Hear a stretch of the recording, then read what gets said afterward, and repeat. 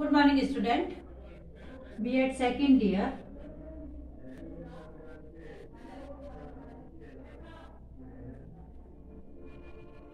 Second paper अधिगम हेतु आकलन।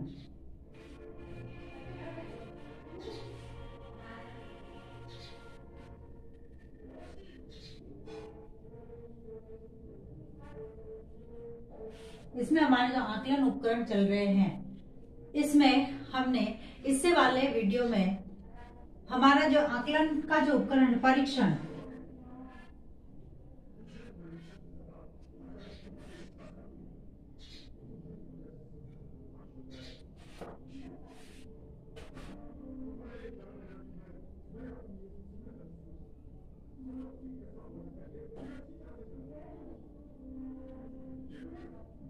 आकलन उपकरण परीक्षण,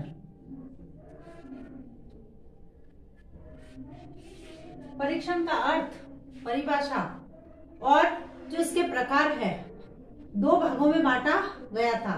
एक तो तकनीकी कसौटियां और व्यावहारिक कसौटियां। तो तकनीकी कसौटियों को हम इससे पहले वाले वीडियो में पढ़ चुके हैं। अब आज जो परीक्षण का जो है प्रकार है वह है कि कौन परीक्षण, जब हम परीक्षण तैयार करते हैं तो इसकी जो कसौटियां हैं दो प्रकार की, तकनीकी और व्यावहारिक कसौटी। तो आज की हमारा टॉपिक है व्यावहारिक कसौटी परीक्षण की।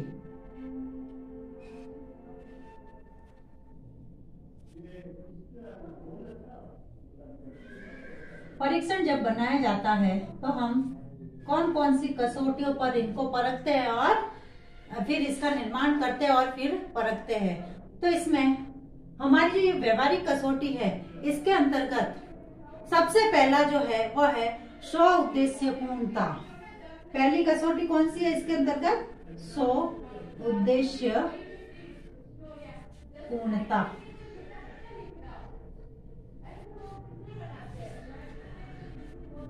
यानी हमारा जो परीक्षण है, हम जो बना रहे हैं या किसी भी परीक्षण की रचना से पूर्व समस्या, लक्ष्य या उद्देश्य के संबंध में निर्णय कर लेना चाहिए।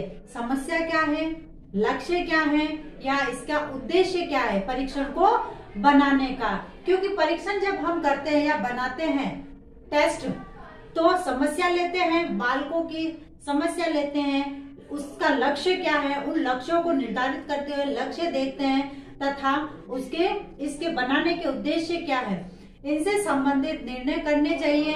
और प्रत्येक परीक्षण के, जितने परीक्षण हम बनाते हैं, उन परीक्षण के जो उद्देश्य होते हैं वह अलग अलग होते हैं। फिर है दूसरा जो है व्यापकता।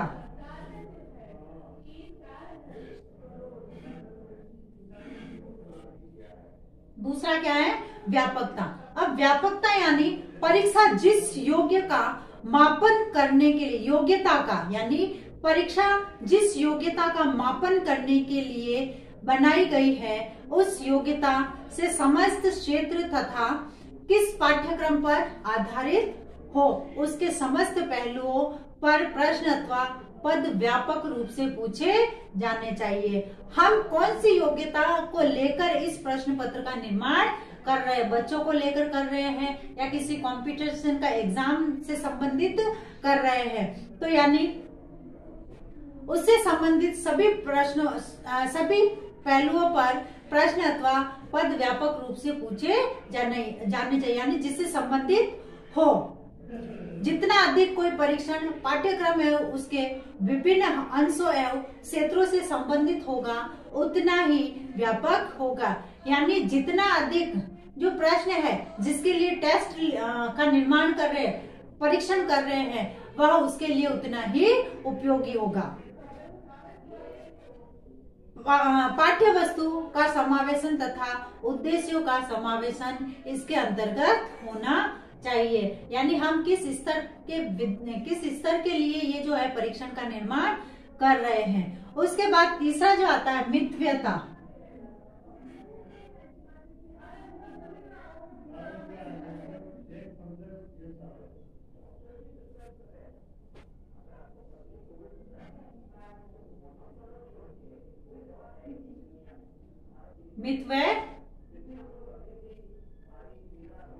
मितव्ययता यानी परीक्षण आवश्यक रूप से महंगा सिद्ध नहीं होना चाहिए।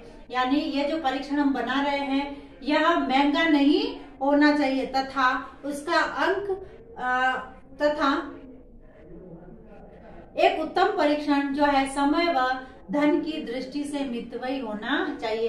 यानी उस परीक्षण में ना तो समय अधिक लगना चाहिए और ना ही धन अधिक खराब यानी खर्चीला होना चाहिए। ना ये खर्चीला हो ना ही समय खराब करने वाला होना चाहिए। इसके बाद है उपयोगिता।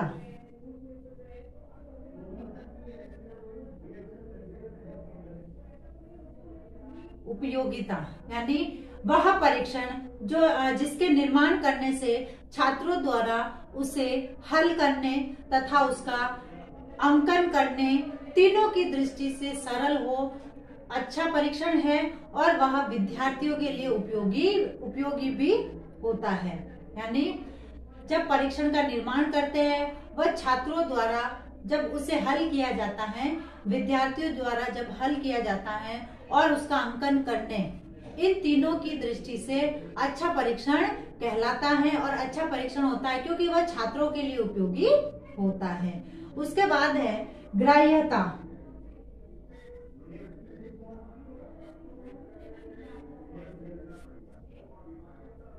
यानी किसी परीक्षण का उन व्यक्तियों पर तथा उन परिस्थितियों में सफलतापूर्वक प्रशासित किया जाना या ग्रहण किया जाना जिनके आधार पर उस परीक्षण की मानकीकरण प्रतिक्रिया संपन्न की गई है। यानी उन्हें स्थानों तथा सभी परिस्थितियों में सफलतापूर्वक लागू किया जा सके। यानी परीक्षण ऐसा होना चाहिए जो कि हर परिस्थिति में सफलतापूर्वक उसको लागू किया जा सके। उसके बाद है प्रतिनिधित्वता।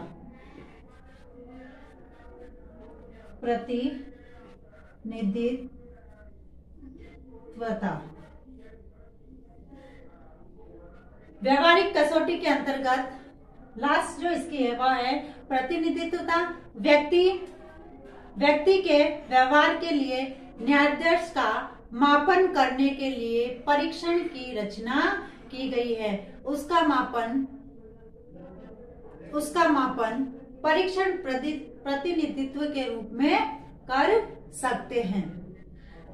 यानी ये जो व्यवहारिक कसौटी से संबंधित जो परीक्षण है तो उसमें जो है प्रतिनिधित्वता से आशय है व्यक्ति के व्यवहार में जिस प्रकार से हम न्यायादर्श का मापन करते हैं, क्योंकि जब हम परीक्षण करते हैं तो उस परीक्षण से संबंधित हम कुछ न्यायादर्श लेते हैं, जैसे छात्र छात्राएं लेते हैं तो परीक्षण की जिसके लिए रचना की गई है और उसका मापन परीक्षण प्रतिनिधित्व के रूप में कर सकते हैं। तो यानी हमारी जो परीक्षण की जो व्यवहारिक कसौटियां है, यह व्यवहारिक कसौटियों के आधार पर जब परीक्षण का निर्माण किया जाता है तो वह विद्यार्थी के लिए उपयोगी होता है, क्योंकि विद्यार्थी इस परीक्षण के माध्यम से जिन उद्देश्यों को लेकर या जिनके लिए बनाया जाता है उन उद्देश्यों की पूर्ति कर पाते हैं। अब चाहे ये परीक्षण हम किसी कंपटीशन लेवल पर बना रहे हो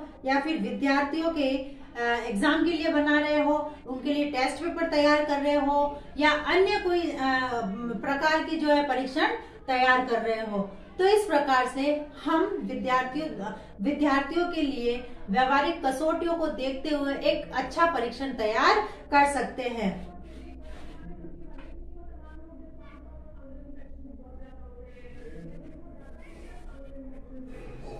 तो आज हमने व्यवहारिक कसौटियों के अंतर्गत सौद्देश्यपूर्णता, व्यापकता, मितव्ययता, उपयोगिता, ग्राह्यता और प्रतिनिधित्वता के बारे में हमने अध्ययन किया।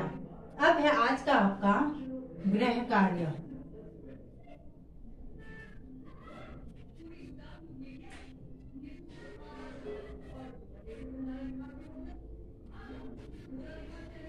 परीक्षण की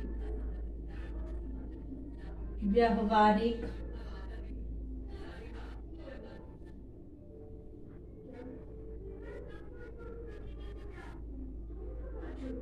कसौटियों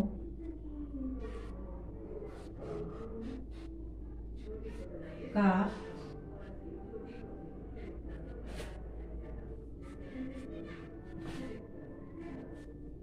कसौटियां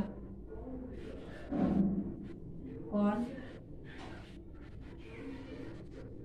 कौन सी है, समझाइए।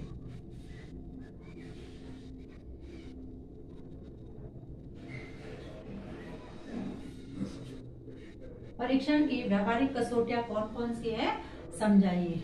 अब जैसे हम सभी जानते हैं कि वर्तमान में ये जो टाइम चल रहा है वह कोरोना जैसी भयंकर महामारी भयंकर रूप से फैल रही है तथा इससे बचने के लिए हमें कुछ उपाय करने हैं। उन्हीं उपायों द्वारा हम इस कोरोना जैसी महामारी से लड़ सकते हैं और निजात पा सकते हैं। हाथों को सैनिटाइज करना है, मुंह पर मास्क लगाना है, सोशल डिस्टेंस का ध्यान रखना है, समय समय पर साबुन से हाथों को धोते रहना है, अनावश्यक रूप से घर से बाहर नहीं निकलना है।